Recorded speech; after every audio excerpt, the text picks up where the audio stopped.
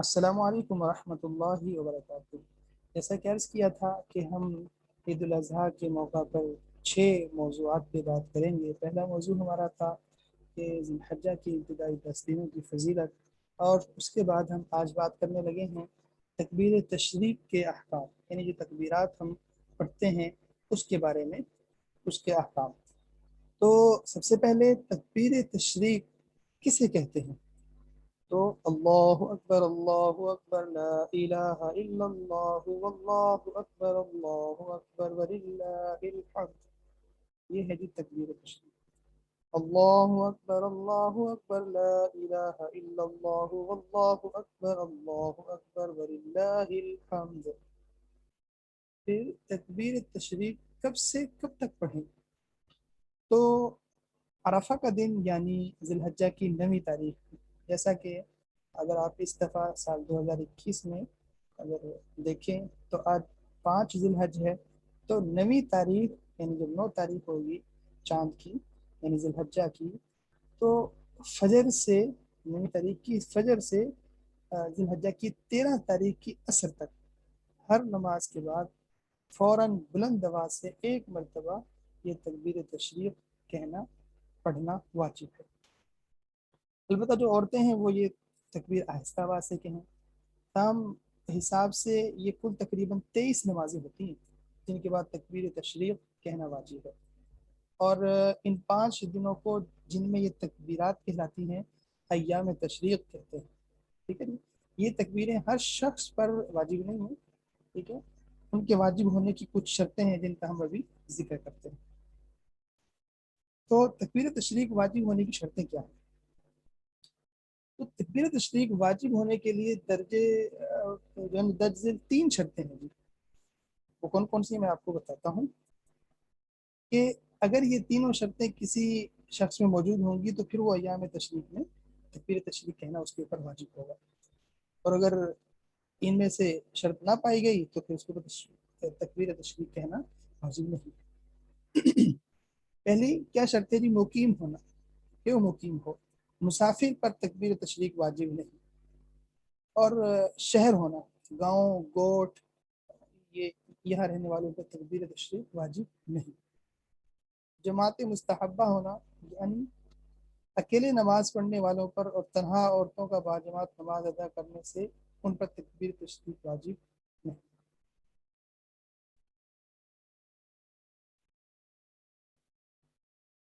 تو اب یہاں پہ مزید اس کی تھوڑی تشریح دیکھ لیتے ہیں کہ شرائط کی جو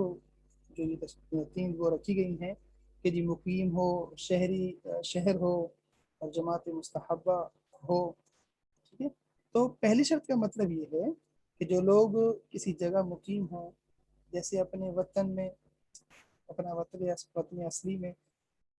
یا مسافر نے کسی جگہ جہاں اقامت کی نیت معتبر ہوتی ہے کم از کم 15 دن رہنے کی نیت کرنی ہو،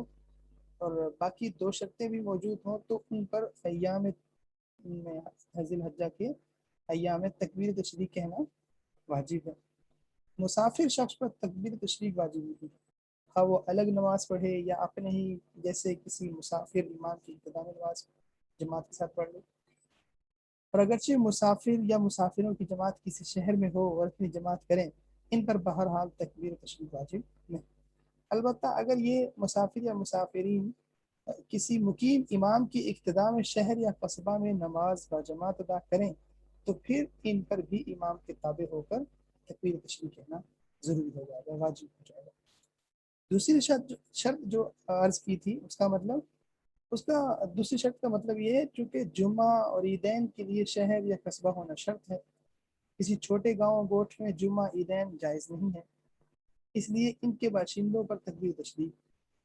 جو ہے نا وہ ان میں تکبیر تشریق کہنے والے دنوں میں وہ واجب بھی نہیں ہے، اگرچہ گاؤں والے اپنی فرض نماز باجماعت ادا کریں۔ البتہ اگر یہ لوگ کسی شہر یا قصبہ میں آ کر مقیم امام کی ابتدا میں نماز باجماعت ادا کریں تو امام کے تابع ہو کر ان پر بھی تکبیر تشریق واجب ہے۔ تیسری شرط کا مطلب یہ ہے کہ مذکورہ بالا 2 شرطوں کے ساتھ تکبیر تشریق واجب ہونے کے لیے یہ بھی ضروری ہے کہ ایام تشریق میں جن فرض نمازوں کے بعد تکبیر تشریق کہنا واجب ہوتا ہے ان فرض نمازوں کو باجماعت ادا کیا گیا ہو اور وہ جماعت بھی مستحب جماعت ہو، مگر وہ جماعت نہ ہو مثلا کسی مرد امام کی ابتدا میں وہ فرض یا باجماعت جو ہے نا وہ فرض باجماعت ادا کیا گیا، تو اس جماعت کے شریک تمام مقتدیوں پر امام سمیت تکبیر تشریق واجب ہوگی۔ لیکن اگر باوجود پہلی دو شرطوں کے پائے جانے کی کسی شخص نے ایام تشریق کی فرض نمازیں کل یا بعض بغیر جماعت کے تنہا ادا کی تو اس پر تنہا ادا کی جانے والی نمازوں کے بعد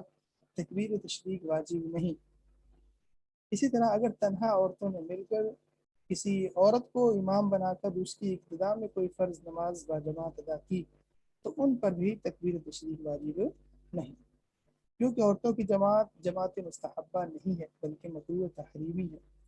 اسی طرح اگر عورتیں الگ الگ نمازیں ادا کریں تب بھی ان پر تکبیر تشریق واجب نہیں۔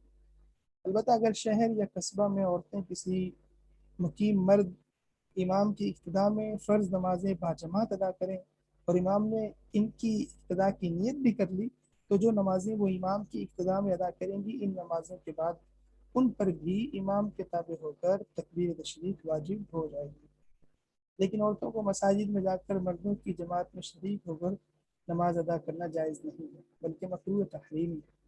تو اس لیے یہ تکبیر تشریق ہر کسی کے اوپر نہیں ہے، یہ تین شرطیں دیکھی جائیں گی اور پھر جو ہے نا ان کے اوپر ہم واجب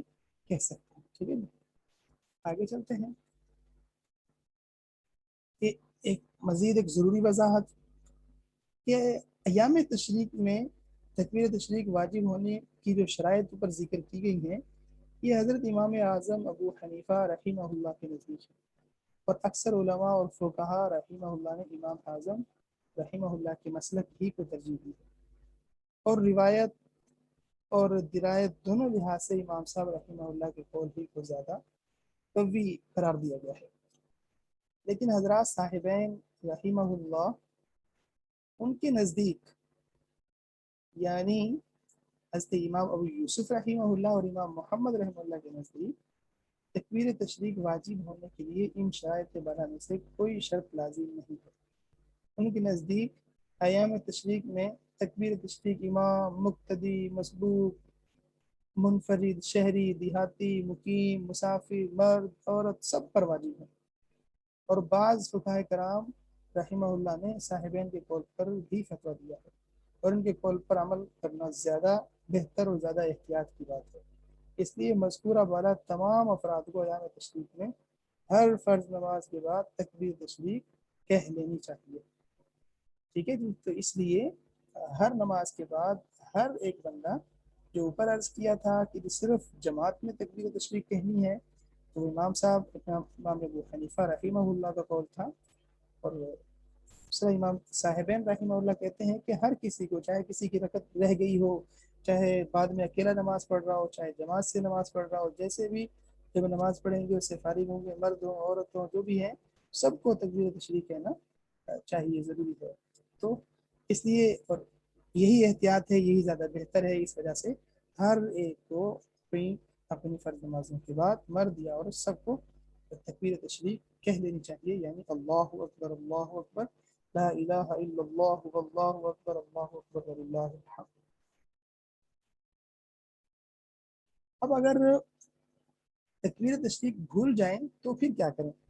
اگر کسی نماز کے بعد امام تکبیر تشریق کہنا بھول جائے تو مقتدیوں کو چاہیے کہ فوراً تکبیر کہہ دیں، یہ انتظار نہ کریں کہ جب امام کہے تب وہ کہیں۔ اور اس کے بعد اگر امام تکبیر کہنا بھول گیا یہ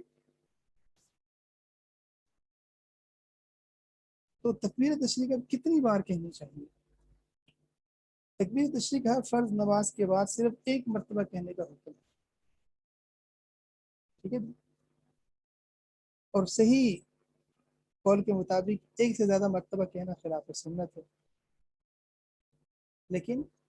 ایک مرتبہ کہنا ضروری ہے، اور اس کے بعد زیادہ سے زیادہ 3 مرتبہ اس کو کہہ سکتے ہیں۔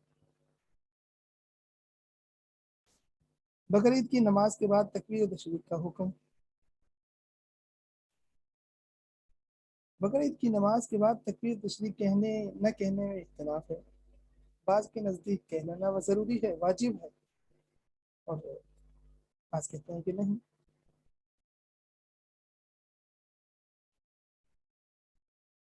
تو اس لیے بیشتر گوہر وغیرہ میں یہی لکھا ہوا ہے